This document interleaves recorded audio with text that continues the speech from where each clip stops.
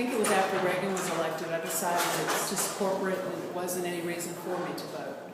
But I reflect back on my grandfather, who was a union steward. He was a business manager, IBEW in Charleston, West Virginia. He would talk to me about division in labor because, you know, the black folk wasn't given the same percentage of a raise as the white folk. I know that I, at some point, had just decided to stop voting. And so when Obama ran for office, I actually looked at that speech on race in Philadelphia, A More Perfect Union, and I really felt bad because I felt like all of my life I've kind of sat back and not taken responsibility for my local government. But it's another thing to take that outside into the community and actually role model. See, one of the things my grandfather did was role model to the coal miners not to get paid in scrip. He wanted to be paid in U.S. currency.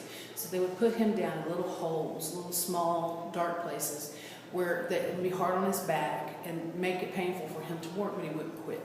And he demanded to be paid in cash, and then he would walk out 11 miles to the A&P to buy 3 cans of Carnation milk for 10 cents instead of 1.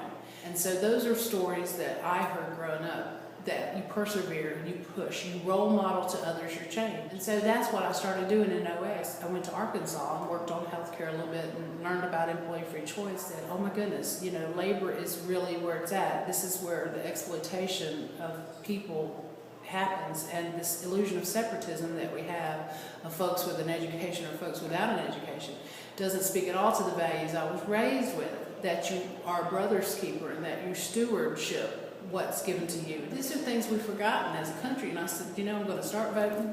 I'm going to start voting Democratic, continue pushing the values I was taught as a child, and then I'm going to push this agenda locally, and not only that, but maybe on a national level.